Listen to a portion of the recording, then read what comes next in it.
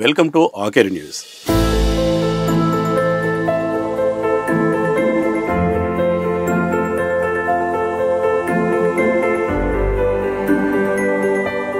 విప్లవోద్యమ కుటుంబం విప్లవానికి పుట్టిల్లుగా ఓరుగల్లు జిల్లాలోని అనేక గ్రామాలు నిలుస్తాయి. ముఖ్యంగా వెలిసాల గ్రామం అంటేనే విప్లవోద్యమానికి కేర్ ఆఫ్గా నిలిచింది. ఒక కుటుంబం మొత్తం విప్లవ బాట బట్టి ఉద్యమ ప్రస్థానాన్ని కొనసాగించారు. అందులోనే మన ఆకేర్ స్టూడియోలో ఉన్నారు దండకారణ్య స్పెషల్ జోన్ కమిటీ రాష్ట్ర కమిటీ స్థాయిలో దాదాపు 2.5 దశాబ్దాలు పనిచేసిన గాజర్ల అశోక్ అలియాస్ అయితూ ఇప్పుడు మన ఆకేర్ స్టూడియోలో ఉన్నారు. ఆయనతో మాట్లాడి అంటే మావోయిస్టు ఉద్యమంలో ఇటీవల జరుగుతున్న పరిణామాలు కానీ, నిన్ననే జరిగిన హిడ్మా ఎన్కౌంటర్ కానీ, ఇలాంటి అనేక విషయాలు అశోకన్తో మాట్లాడదాం. నమస్తే. నమస్తే అన్న. ఎట్లున్నారు? బాగున్నాం అన్న. మీరు విప్లవోద్యమానికి సంబంధించి దాదాపు 2.5 దశాబ్దాలు పనిచేసారు. అంటే ఇటీవల కాలంలో దాదాపు 50 ఏళ్ళ విప్లవోద్యమ ప్రస్థానంలో ఎన్నడూ లేనన్ని ఆటుపోట్లు, అంటే ఆటుపోట్లు అనే దానికంటే ఒక విధంగా ఒక పెద్ద సంక్షోభమే ఎదుర్కొంటుంది. మీ అవగాహనలో మీకు అర్థమైన దానిలో ఎందుకు ఈ పరిస్థితి వచ్చింది? మీరు గతంలో ఇట్లాంటి మీరున్నప్పుడు ఏమైనా అబ్జర్వ్ చేసిన సందర్భాలు ఉన్నాయా? అంటే వాస్తవంగా ఈ భారతదేశంలో ప్రత్యామ్నాయ రాజకీయాలకు సంబంధించినటువంటి ఒక బావుటాను ఒక 5 దశాబ్దాలకు పైగా ఇవాళ విప్లవోద్యమం కొనసాగిస్తున్నది. చాలా ఒడిదుడుకుల్ని, సంక్షోభాలని కూడా మావోయిస్ట్ పార్టీ ఎదుర్కొన్నటువంటి సందర్భాలు ఉన్నాయి. అయితే గతం కంటే చాలా భిన్నంగా ప్రస్ఫుటంగా కనిపించేటువంటి ఒక తీవ్రమైనటువంటి సంక్షోభాన్ని ఇప్పుడు మావోయిస్ట్ పార్టీ ఎదుర్కొంటున్నది. గతంలో అనేక సార్లు నాయకత్వ నష్టాలు జరిగినాయి. పార్టీలో అంతర్గతంగా కూడా భిన్నాభిప్రాయాలు కలిగిన వాళ్ళు 2 పంతాల మధ్యలో పోరాటం కొనసాగించిన సందర్భాలు ఉన్నాయి. 2గా విడిపోయిన వాళ్ళు లేదా వ్యక్తులుగా బయటికి వెళ్ళిపోయిన వాళ్ళు ఉన్నారు. అనేక అనుభవాల కంటే కూడా ఈసారి జరిగినటువంటి నష్టము లేదా ఆ పార్టీ ఎదుర్కొంటున్న సంక్షోభం చాలా లోతైనది, తీవ్రమైనది కూడా. దీనికి ప్రధాన కారణము ఒకటి, సరే ఎక్కడైతే ఉద్యమం ప్రస్తుతం పనిచేస్తున్నదో ఆ ప్రాంతంలో వనరుల కోసము ప్రభుత్వాలు ఇతర కంపెనీలతో ఎంఓఏలు చేసుకున్నాయి కాబట్టి అందులో భాగంగా దాడిని పెంచడము, తీవ్రతరం చేయడం అనేది ఒక ప్రధాన అంశమే. అయితే అదే సమయంలో దీన్ని అంతటినీ అర్థం చేసుకొని దీనికి తగిన విధంగా ఎత్తుగడల్ని రూపొందించుకొని తగిన వ్యూహంతో పనిచేయడంలో ఎక్కడో మావోయిస్ట్ పార్టీ వెనుకబడ్డది అనేది మనకు స్పష్టంగా కనిపిస్తున్నది.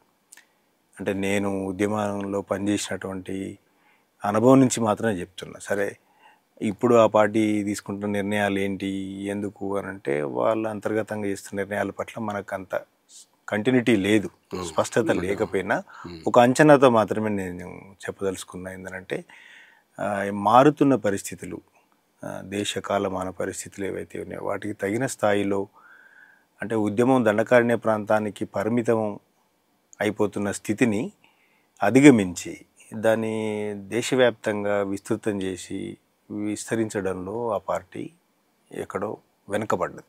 ఇంకా స్పష్టంగా చెప్పుకుంటూ వెళ్తే ఏంటంటే ఒక దశలో అంటే నేను ఉద్యమంలో పనిచేసినప్పుడు 2000 సంవత్సరంలోనే పార్టీలో ఈ మార్పులకు సంబంధించిన చర్చ మొదలైంది. దేశంలో ఉత్పత్తి సంబంధాలు వస్తున్న మార్పులు, ముఖ్యంగా భూస్వామ్య సంబంధాలు వచ్చినటువంటి మార్పులు, ఈ తెలంగాణకు సంబంధించి మేము 2000 సంవత్సరం నాటికి తెలంగాణలోనే పనిచేస్తున్నాం.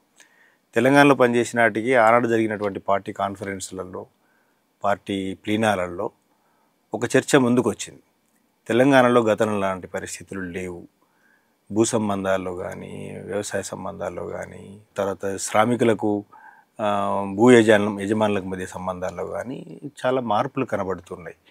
ఈ మార్పులకు తగినటువంటి ఎత్తుగడలతో నిర్మాణ రూపాలు కానీ, పోరాట రూపాలు కానీ చేపట్టడంలో ఎక్కడో మనం వెనుకబడుతున్నాము. ప్రజల్ని విస్తృతంగా కూడగట్టడంలో, వాళ్ళ సమస్యలను అడ్రస్ చేయడంలో ఎక్కడో లోపం అనేది 2000 నాటికే ఈ చర్చ మొదలైన మాట వాస్తవం. ఓకే. అయితే దాదాపు 2000 సంవత్సరంలోనే ఇట్లాంటి చర్చ వచ్చి దీన్ని ఏ విధంగా సంస్కరించాలి, ఏ విధంగా ఇంకా మరింత ఇతర ప్రాంతాలకు విస్తరించాలనే ఒక చర్చలో భాగం ఇట్లా వచ్చినప్పుడు దాన్ని ఇంకా ఎందుకు కంటిన్యూ చేయలేకపోయినారు? ఓన్లీ ఒక ఏరియాకే పరిమితం అయిపోయింది అనేది ఇప్పుడు అందరు మాట్లాడుతున్న విషయం. మరి ఎందుకు అట్లా అయి ఉండే అవకాశం ఉందంటారు? అంటే తర్వాత క్రమంలో నిజంగానే ఇంకా పార్టీ వాస్తవం చెప్పాలంటే దాని సంఖ్యరీత్యా పార్టీ విస్తరించింది. ఎందుకంటే ఆ తర్వాత పార్టీ యూనిటీ పీపుల్స్ వార్లో విలీనమైంది. ఆ తర్వాత ఎంసీసీఐ పార్టీ విలీనమైంది. దాంతోపాటుగా దేశంలో ఉన్న అనేక చిన్న చిన్న గ్రూపులు, వ్యక్తులుగా పనిచేస్తున్న వాళ్ళు, చిన్న చిన్న సంస్థలుగా పనిచేస్తున్న వాళ్ళు చాలామంది ఐక్యంగా ఏర్పడి ఒక మావోయిస్ట్ పార్టీ రూపొందించబడింది. తీసుకున్నది. అప్పుడు విస్తృతమైన చర్చ పార్టీ కాంగ్రెస్ 2007లో జరిగినటువంటి పార్టీ కాంగ్రెస్లో విస్తృతమైన చర్చ జరిగింది. ఈ లైన్ మీద కూడా చర్చ జరిగింది. రెండు పంతాలుగా ఉన్నటువంటి అభిప్రాయాలు ఏవైతే ఉన్నాయో, రెండు పంతాల పోరాటం అని అనలేము, కానీ రెండు అభిప్రాయాలకు సంబంధించినటువంటి నోట్స్ పెట్టుకొని కాంగ్రెస్లో కూడా విస్తృతమైన చర్చ జరిగింది.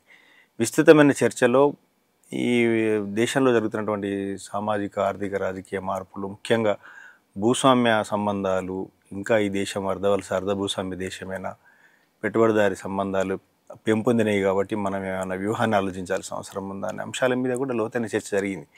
కానీ అప్పుడున్నటువంటి మొత్తం కాంగ్రెస్లో జరిగిన నిర్ణయం ఏంటంటే, మెజారిటీగా అభిప్రాయపడి చేసిన నిర్ణయం రూపంలో కొన్ని మార్పులు వచ్చిన మాట వాస్తవమే కనబడుతున్నాయి. అంటే మనకు పంజాబ్లో, హర్యానాలో, ఇతరతర చోట్ల జరుగుతున్నటువంటి వ్యవసాయ సంబంధ మార్పులు, పారిశ్రామిక అంటే ఎక్కువగా మిషనైజేషన్ జరగడము, ఇలాంటి మార్పుల గురించి రూపంలో కొన్ని మార్పులు జరుగుతున్నాయి. కానీ సారాన్ని, అంటే భూస్వామ్య వ్యవస్థ సంబంధించిన సారాన్ని మొత్తంగా పెకిలించే స్థాయిలో ఇంకా ఈ మార్పులు జరగలేదు అనేటువంటి ఒక అంచనాను ఆ రోజు కాంగ్రెస్ తీసుకొని ఈ డెవలప్మెంట్స్ను గుర్తిస్తూ కార్యక్రమాన్ని మాత్రం మనం రూపొందించుకోవాల్సిన అవసరం ఉంది అనేది ఒక కర్తవ్యంగా పెట్టుకున్నారు. కానీ ఎందుకో దాని మీద ఇంకా జరగాల్సినంత కృషి, అంత ఎక్కువగా ఫోకస్ చేస్తూ జరగాల్సినంతగా జరగకపోవడం కూడా ఒక కారణంగా ప్రాక్టీస్లో పెట్టలేదు అనేది కొంత కనిపిస్తున్నది. అయితే ఇంకొక వైపు ఆదివాసీ ప్రాంతాల్లో ముఖ్యంగా ఉద్యమం విస్తరించింది. 2007 కాంగ్రెస్ తీసుకున్నటువంటి కర్తవ్యాల్లో దండకారణ్యాన్ని, బీహార్, జార్ఖండ్ను విముక్తి ప్రాంతాలుగా మార్చాలనేటువంటి లక్ష్యం తీసుకున్నది. కాబట్టి ఆ లక్ష్యానికి అనుగుణంగా పార్టీ పనిచేస్తూ వెళ్ళింది. దానికి అనుగుణంగా కర్తవ్యాలు రూపొందించుకోవడంలో భాగంగా మిలిటరీ ఫార్మేషన్స్ను అభివృద్ధి చేసుకున్నారు, ఆర్గనైజేషన్ విస్తరించారు, వ్యవసాయము, అభివృద్ధిని వీటన్నిటి చేపడుతూ పోయినరు. కానీ ఆదివాసీ ప్రాంతాలకు పరిమితమైన ఉద్యమానికి దన్నుగా మైదాన ప్రాంతాలు, పట్టణోద్యమాలు నిలబడితే తప్ప ఆదివాసీ ప్రాంతాల్లో ఉన్న ఉద్యమాన్ని కాపాడుకోవడం అనేది కష్టతరమైన విషయము అవగాహనలో ఉన్నది. పార్టీ అవగాహనలో ఉంది. ఆ దిశగా చేసినటువంటి ప్రయత్నాలు నాకు తెలిసి ఎక్కువగా సఫలం కాలే. అంటే మైదాన ఉద్యమాలని, పట్టణ ఉద్యమాలని తిరిగి పునర్నిర్మించాలంటే ఒక కాలంలో చాలా తీవ్రమైన నిర్బంధం కొనసాగి పట్టణాలని ఖాళీ చేసిండ్రు, మైదానాలని ఖాళీ చేసిండ్రు, అడవికి పరిమితమయ్యే పరిస్థితులు ఏర్పడ్డాయి. తెలంగాణ ఉద్యమం లాంటి ప్రజాస్వామిక ఉద్యమాలు ఇవన్నీ కొనసాగినప్పుడు కూడా తెలంగాణ ప్రాంతాల్లో కానీ ఇతరతర చోట్ల కానీ మైదానాల్లో, పట్టణాల్లో ఉన్నటువంటి యువతరాన్ని లేదా మేధావుల్ని, ఇతర సెక్షన్స్ని కూడగట్టడంలో తగినంతగా అనుకున్న స్థాయిలో అయితే కృషి జరగలేదు. ఆ లోపము కనబడుతున్నది ఉద్యమం సంబంధించిన. మావోయిస్ట్ పార్టీలో ముఖ్యంగా హిడ్మా అనే పేరు ఛత్తీస్గఢ్, బస్తర్ మావోయిస్టు పార్టీకి ఒక పర్యాయ పదంగా వినబడుతుంది. హిడ్మా లేకపోతే ఒక మావోయిస్ట్ పార్టీ ఎట్లా మనగలుగుతుంది అనే స్థాయిలో ఆయన పేరును ఒక హైప్ అయితే వచ్చింది. ఆయన ఎంత పోరాట యోధుడు అయినప్పటికీ కూడా, ఆయనకు ఎంత సైనికపరమైన నైపుణ్యం ఉన్నప్పటికీ కూడా నిజంగా మావోయిస్ట్ పార్టీలో ఆయన అత్యంత కీలకమైన వ్యక్తేనా? మావోయిస్ట్ పార్టీ చరిత్రలో హిడ్మాది దగ్గర దగ్గర నాకు తెలిసి ఒక 30-31 సంవత్సరాల ఉద్యమ చరిత్ర. 96-97 ప్రాంతాల్లోనూ ఆయన పార్టీలోకి పూర్తికాలం కార్యకర్తగా చేరిండు. అంటే ఒక 16-18 సంవత్సరాల నవయువకుడుగా ఉన్నప్పుడు ఆయన ఉద్యమంలో చేరిండు. ఆయన వయసు ఇప్పుడు దాదాపుగా 45 సంవత్సరాలు ఉండొచ్చు నాకు తెలిసి. అప్పుడున్న పార్టీ స్థాయిలో ఆయనకి ఇచ్చినటువంటి చిన్న చిన్న వర్క్స్ చేస్తూ పామేడ్ అనేటువంటి దళంలో, మాసగూడెం, పామేడ్ అనే ఏరియాలో కేంద్రంలో పనిచేస్తూ జిల్లా స్థాయి నాయకత్వంతో కలిసి పనిచేస్తూ వచ్చిండు. నాకు గుర్తున్నంత మేరకు 2000.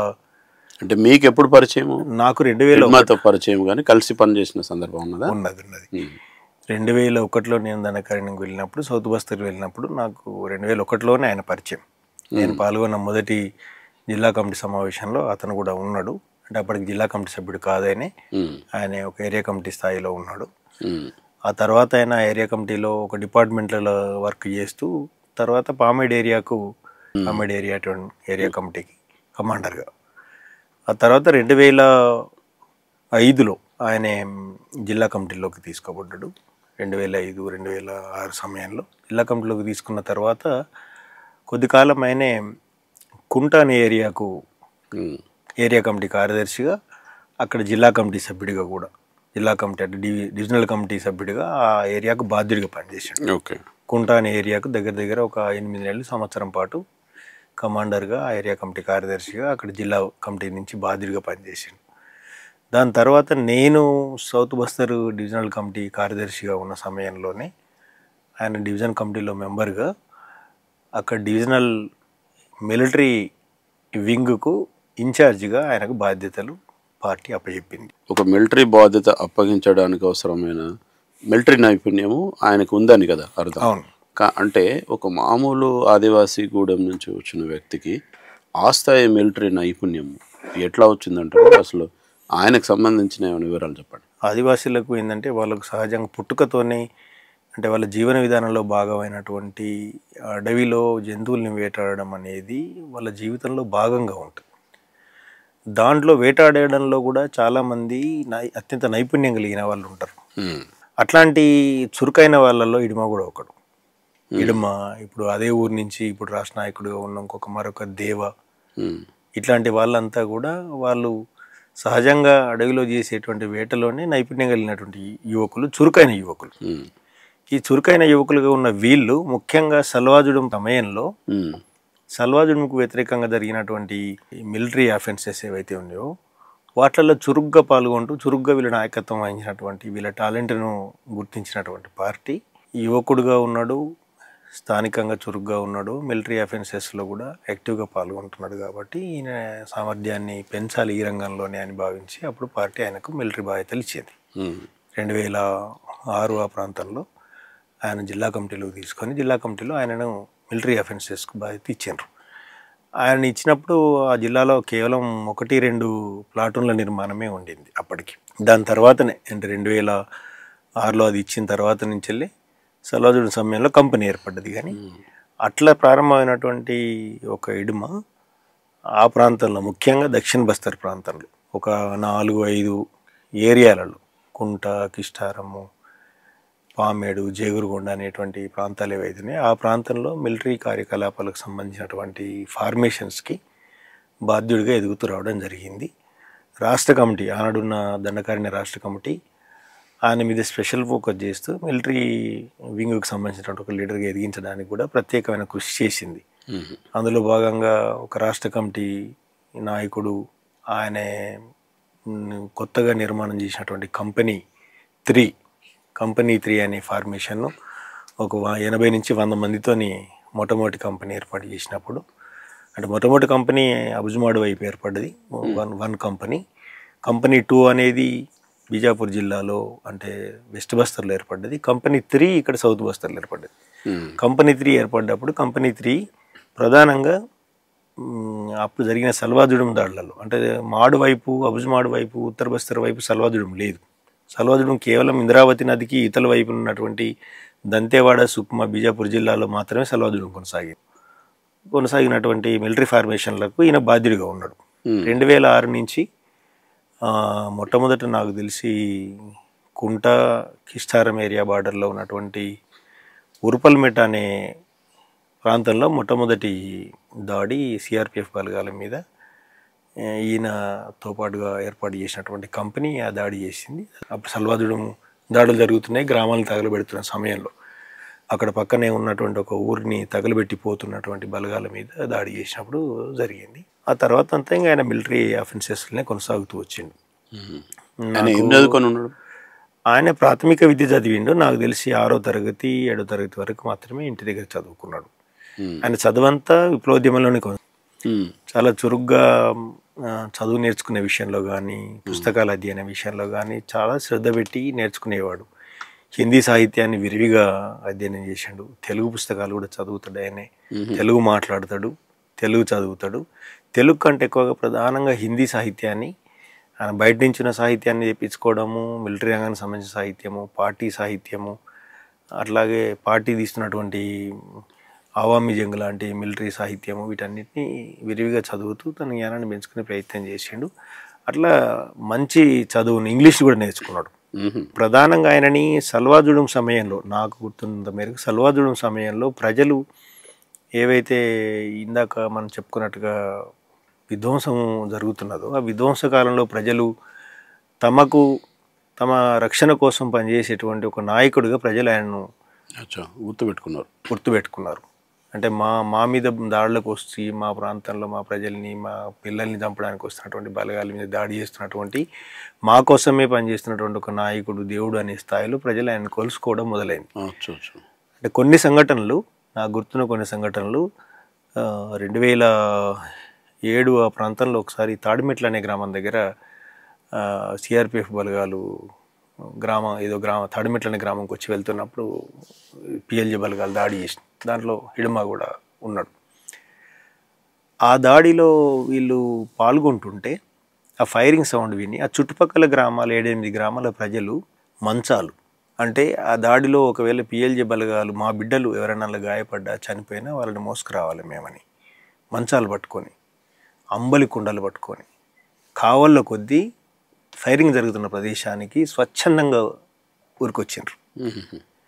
ఉరికొచ్చి అటు కింద పడుతున్న వాళ్ళని పడుతున్నట్టుగా వీళ్ళు పిఎల్జే బలగాలు వెనక్కి తీసుకొచ్చి వేస్తే ప్రజలే ఆ మంచాలలో వేసి మోసుకొచ్చిండ్రు చనిపోయిన వాళ్ళని, గాయపడ్డ వాళ్ళని.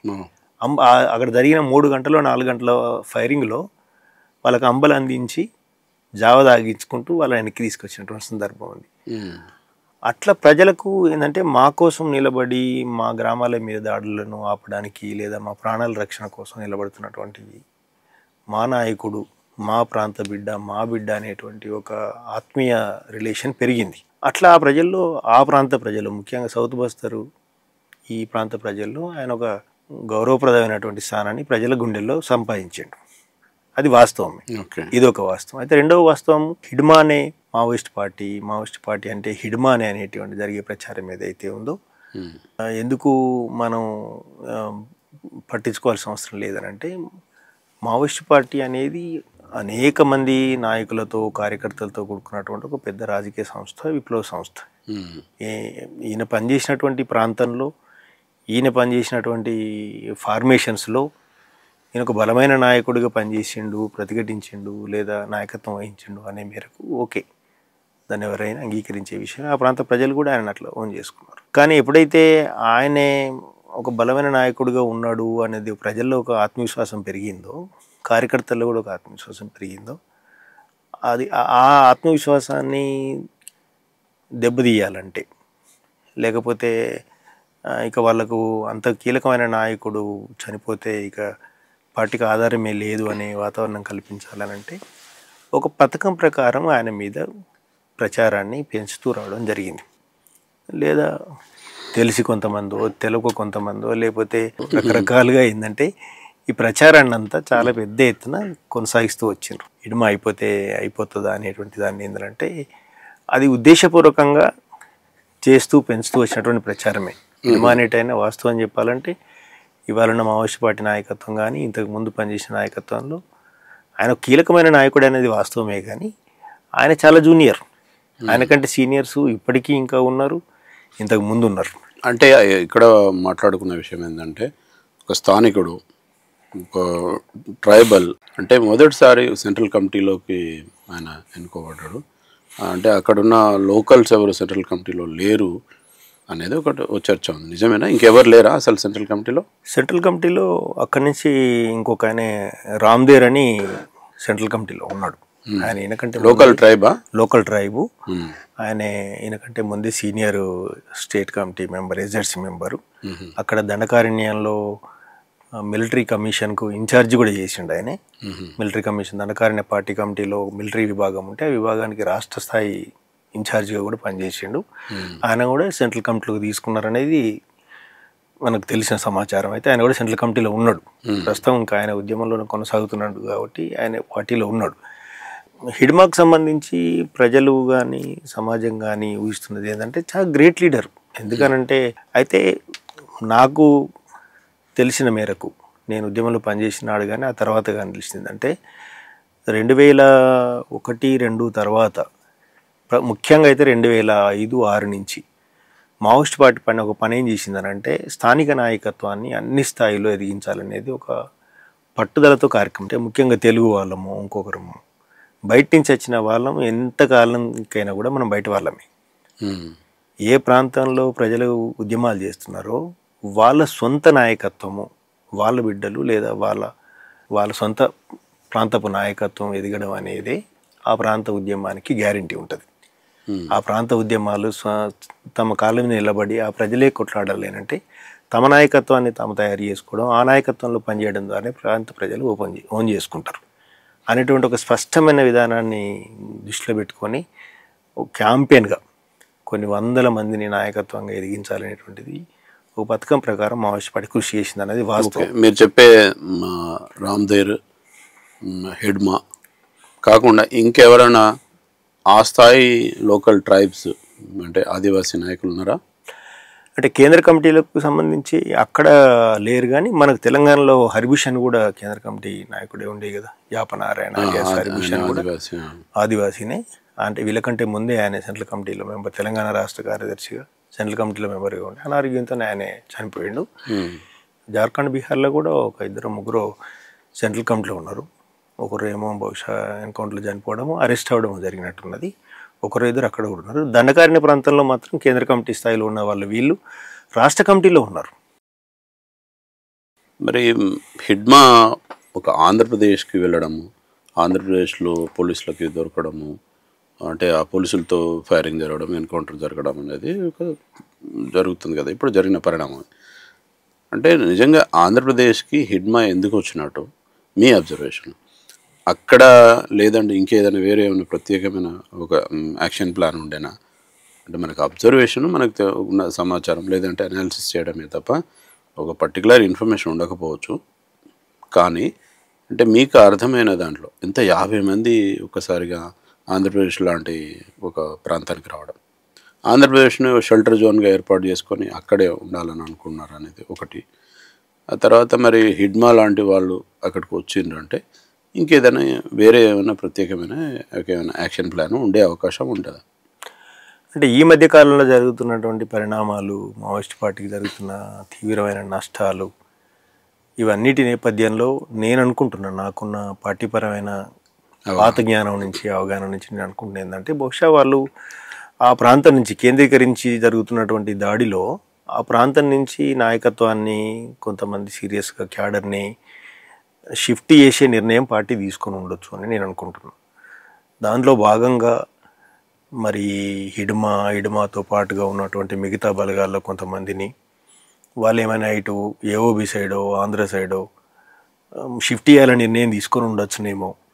దాని మూలంగా వీళ్ళు ఇప్పుడు అంటే అక్కడున్న పరిస్థితులు మనకు అర్థమవుతున్న దాని ప్రకారం ఏంటంటే ఈ దండకారణ్యంలో ఉన్న ప్రాంతం నుంచి వెళ్ళి ఏఓబికి బలగాలు స్వయంగా నడిచి వెళ్ళే పరిస్థితులు కూడా లేవని అంటున్నారు.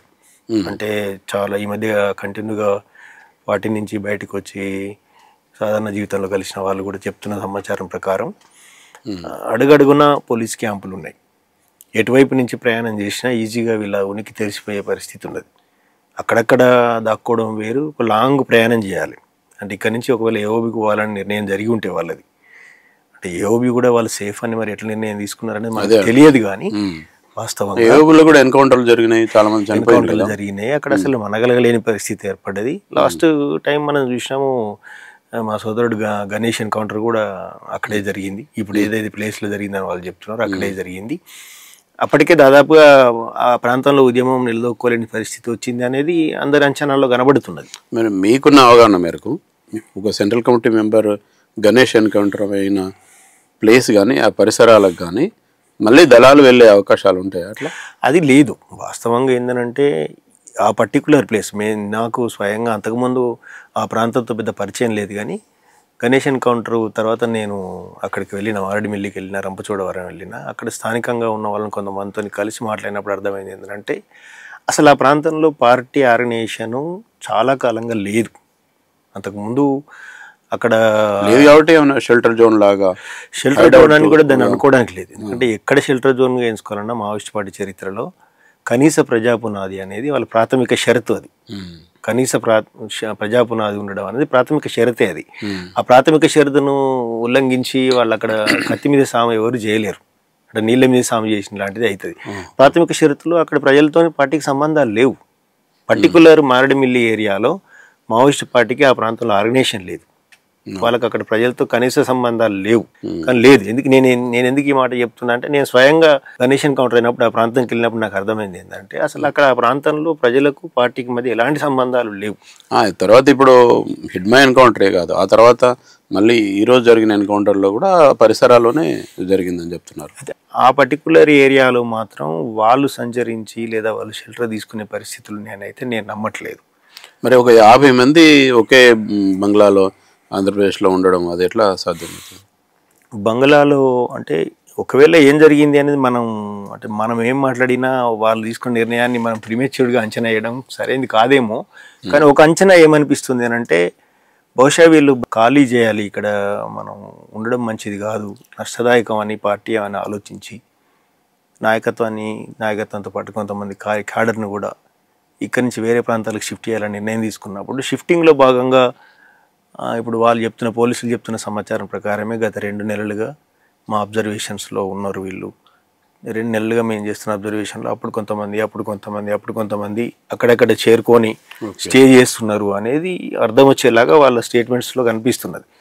అట్లేమన్నా వీళ్ళు విడివిడిగా సివిల్లో వేరే ప్రాంతానికి వెళ్ళిపోవడంలో భాగంగా వెళ్తుంటే, అందులో భాగంగా వాళ్ళ మీద అబ్జర్వేషన్ చేస్తూ వాళ్ళు లింకులోకి వెళ్ళిన క్రమంలో హిడ్మా లేదా వాళ్ళని కలవడానికి వెళ్ళిన సమయంలో హిడ్మా బస్తర్లో లేడు, బస్తర్ నుంచి షిఫ్ట్ అవ్వడమో అంటే వేరే ప్రాంతానికి షిఫ్ట్ అయ్యేటువంటి పనిలో భాగంగా వెళ్తున్నప్పుడు కానీ, లేదా వేరే అనారోగ్య సమస్యలు రీత్యానో బయటకు వెళ్ళడం వల్ల కానీ ఇది జరిగి ఉంటుంది తప్ప, వాళ్ళు సాయుధంగా ఆ ప్రాంతంలోనే ఉండి సంచరిస్తున్నప్పుడు జరిగిన ఎన్కౌంటర్ లాగా మాత్రం లేదు.